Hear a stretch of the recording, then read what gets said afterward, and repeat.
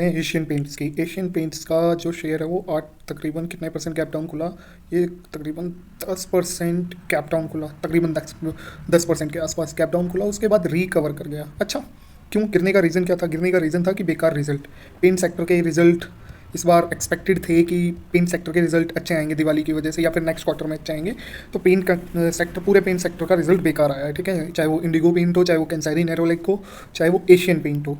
ठीक है, ये रीज़न। ठीक है, अब जानते हैं कि एक बात बताइए, यहाँ पे गैप डाउन खोला और प्लस रिजल्ट बेकार आया।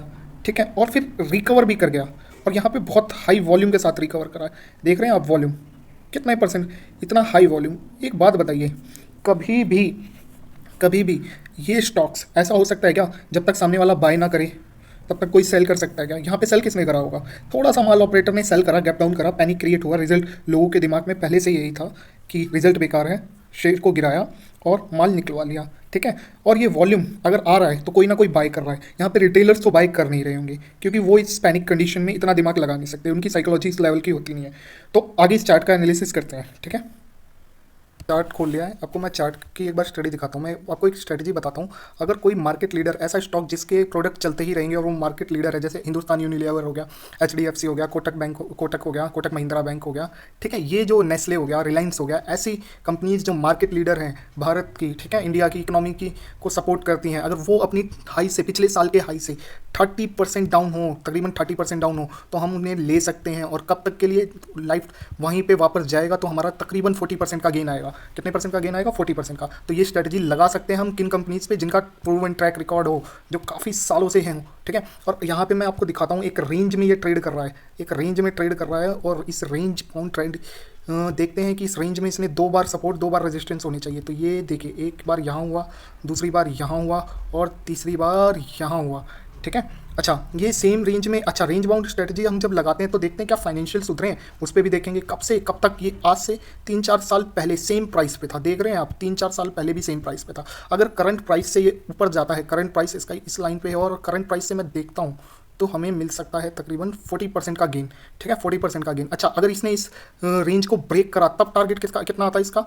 तब टारगेट निकल के आता है हमारा इसका, यहाँ पे मैं ये एक लाइन ड्रॉ करता हूँ, और इसका टारगेट निकल के आता है 4582। मतलब करंट प्राइस से कितने परसेंट गेन? करंट प्राइस से तकरीबन 80% का गेन है। अगर इसे आने में 3 साल भी लगते हैं ना तो बहुत अच्छा है।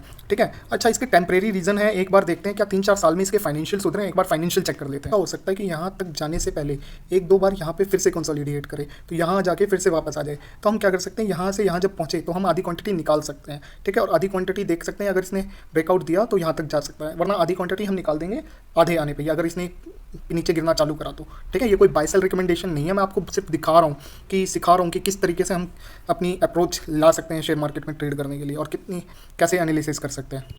कंपनी की मार्केट कैपिटलाइजेशन कितनी है? कंपनी की मार्केट कैपिटलाइजेशन 2,44,322 करोड़ है। इसके हिसाब से कंपनी एक लार्ज कैप कंपनी है।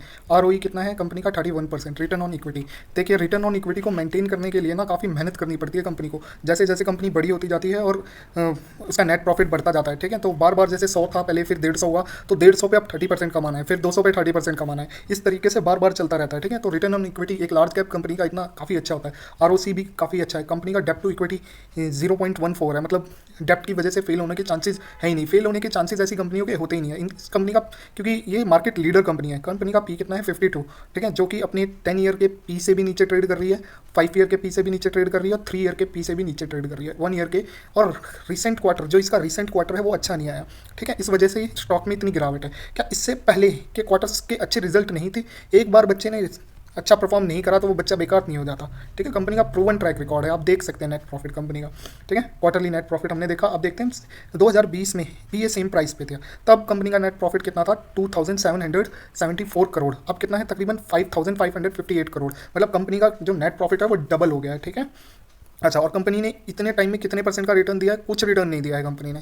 ठीक है, और देखिए, रिजर्व कंपनी का लगातार बढ़ रहा है, और बोरिंग्स ना के बराबर है, एक दिन में निपटाई जा सकती हैं। CWIP देख रहे हो, कंपनी का capital work in progress. Company लगातार खुद को एक्सपेंड कर रही है, क्योंकि कंपनी को पता है कि हमारे पास चांसेस हैं अभी ग्रो करने के। हमारे पास अभी, अगर कंपनी एक्सपेंड कर रही है, अपनी नई फैक्ट्रीज लगा रही है, तो किस लिए लगा रही होगी? क्योंकि कंपनी को पता है मार्केट का। ठीक है, कैश फ्लो देखिए, एक भी ईयर में नेगेटिव नहीं आया है, हमेशा कैश फ्लो इसका पॉजिटिव आया है। ठीक है, और देखिए, ROC इसका देखिए मेंटेन रहा है तकरीबन। ठीक है, 30 से ऊपर ही रहा है, और देखिए स्ट्रॉन्ग एंड होल्डिंग देखिए पब्लिक के हाथों कम हुआ है, DIIs ने अपनी होल्डिंग्स बढ़ाई है और FIIs ने भी होल्डिंग बढ़ाई है और पब्लिक का माल कम हुआ है, मतलब स्ट्रॉन्ग एंड होल्डिंग सही है कंपनी में। अच्छा, और ये अदर्स में देखिए 4% अदर्स के पास भी है, ठीक है, सॉरी 4, हाँ ठीक है। तो हम ये कह सकते हैं पब्लिक बहुत ही कम है, ना के बराबर है, ठीक है। तो हम इस कंपनी को स्टडी कर सकते हैं। ये कोई बाय सेल रिकमेंडेशन नहीं है, ऐसी कंपनी नीचे आती हैं पर रह नहीं सकती, ठीक है। तो आपको बस मेरे कहने पे स्टडी करना है, कोई बाय सेल नहीं करना है।